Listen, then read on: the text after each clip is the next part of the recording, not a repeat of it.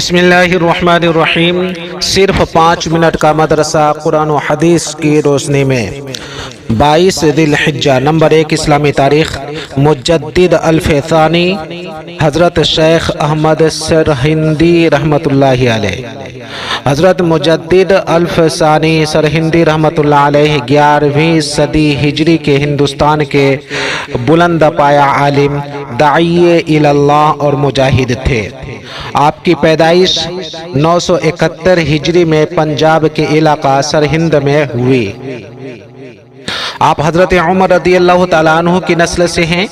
تعلیم کی ابتدا حفظ قرآن سے کی اور والد صاحب کی خدمت ہی میں تعلیم کا سلسلہ جاری رہا اور 17 سال کی عمر میں فارغ التحصیل ہو گئے۔ شروع میں والد صاحب سے طریقہ چشتیہ میں بیعت کی، پھر سلسلہ قادریہ بھی حاصل کیا۔ والد صاحب کی وفات کے بعد حضرت خواجہ باقی باللہ سے بیعت ہوئے اور خلافت عطا ہوئی۔ اس کے بعد دعوت و تبلیغ میں مشغول ہو گئے۔ سنت و بدعت، شریعت و فلسفہ اور تصوف اسلامی اور رہبانیت کے فرق کو واضح کیا۔ دین کی خاطر ان کو قید خانہ کی مشقت بھی جھیلنی پڑی۔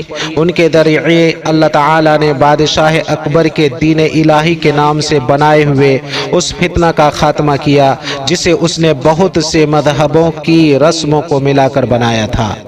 آپ کی وفات 1034 ہجری میں 63 سال کی عمر میں ہوئی اور اپنے وطن سرہند میں ہی مدفون ہوئے۔ حضرت شیخ احمد سرہندی رحمۃ اللہ علیہ کی سب سے بڑی علمی، اصلاحی اور تجدیدی یادگار ان کے مکتوبات ہیں۔ آپ کے تجدیدی کام کی بنیاد پر آپ کو مجدد الف ثانی کا لقب دیا گیا۔ نمبر 2، حضور صلی اللہ علیہ وسلم کا معجزہ، گھی میں برکت۔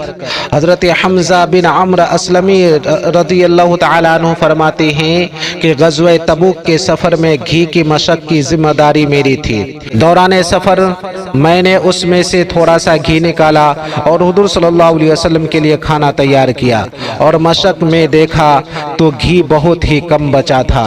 میں نے وہ مشق دھوپ میں رکھ دی اور میں سو گیا۔ اچانک میں نے گھی کے بہنے کی آواز سنی تو میری آنکھ کھل گئی، دیکھا تو گھی بہ رہا تھا۔ میں جلدی سے کھڑا ہوا اور مشق کا منہ پکڑ لیا۔ حضور صلی اللہ علیہ وسلم نے مجھے دیکھ کر فرمایا، اگر اس کو چھوڑ دیتے تو پوری وادی گھی سے بہنے لگتی۔ دلائل النبوہ للاصفہانی۔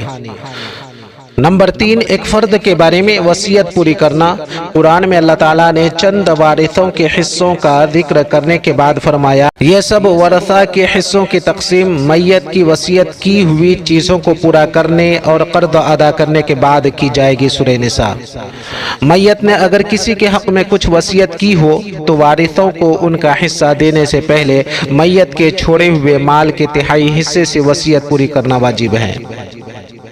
نمبر 4، ایک سنت کے بارے میں اولاد کو نمازی بنانے کی دعا۔ اپنی اولاد کو نماز کا پابند بنانے کے لیے اس دعا کا اہتمام کرنا چاہیے۔ یہ حضرت ابراہیم علیہ السلام کی دعا ہے جو انہوں نے اپنی اولاد کو مکہ مکرمہ میں چھوڑتے وقت پڑھی تھی۔ رب اجعل لی مقیم الصلاۃ ومن ذریتی ربنا وتقبل دعاء۔ رب اجعل لی مقیم الصلاۃ ومن ذریتی ربنا وتقبل دعاء۔ اے میرے رب، مجھ کو اور میری اولاد کو نمازی بنا دے۔ اے میرے رب، ہماری دعاؤں کو قبول فرما لے۔ سورہ ابراہیم۔ نمبر 5، ایک اہم عمل کی فضیلت، اذان شروع ہوتے ہی دعا پڑھنا۔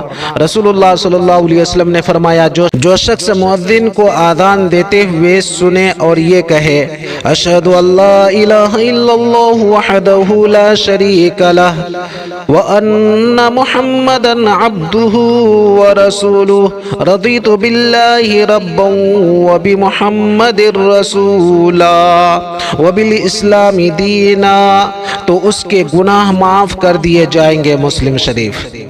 نمبر 6، ایک گناہ کے بارے میں سود خور سے جنگ کا اعلان۔ قرآن میں اللہ تعالیٰ فرماتا ہے اگر تم سود لینے سے باز نہیں آئے تو اللہ اور اس کے رسول کی طرف سے جنگ کا اعلان سن لو، لہذا ہر مسلمان کو سود سے بچنا چاہیے۔ سورہ بقرہ۔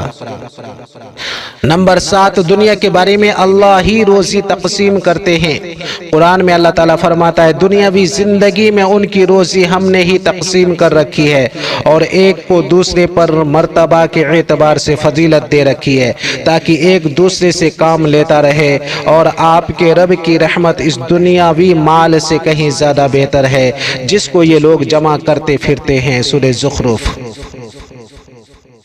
نمبر 8، آخرت کے بارے میں زمین گواہی دے گی۔ آپ صلی اللہ علیہ وسلم نے یہ آیت تلاوت فرمائی، یومئذ تحدث اخبارها، اس دن زمین اپنی سب باتیں بیان کر دے گی۔ پھر ارشاد فرمایا تم جانتے ہو زمین کیا خبریں بیان کرے گی؟ صحابہ رضی اللہ عنہم نے عرض کیا اللہ اور اس کے رسول خوب جانتے ہیں۔ آپ صلی اللہ علیہ وسلم نے ارشاد فرمایا اس کی خبریں یہ ہیں کہ وہ ہر مرد اور عورت کے متعلق اس عمل کی گواہی دے گی جو اس کی پیٹھ پر کیا گیا تھا، وہ کہے گی اس نے ایسا ایسا عمل فلاں فلاں دن کیا تھا۔ ترمذی شریف۔ نمبر 9، طب نبوی سے علاج، ختنہ کے فوائد۔ رسول اللہ صلی اللہ علیہ وسلم نے فرمایا 5 چیزیں فطرت میں سے ہیں، ان میں سے ایک ختنہ کرنا ہے۔ مسلم شریف۔ ختنہ کرنے سے شرمگاہ کے کینسر، ایگزیما جیسی بیماریوں سے حفاظت ہوتی ہے۔ نمبر 10، نبی پاک صلی اللہ علیہ وسلم کی نصیحت۔ رسول اللہ صلی اللہ علیہ وسلم نے فرمایا حسد سے بچو کیونکہ حسد آدمی کی نیکیوں کو اس طرح کھا جاتا ہے جس طرح آگ لکڑی کو کھا جاتی ہے۔ ابو داؤد۔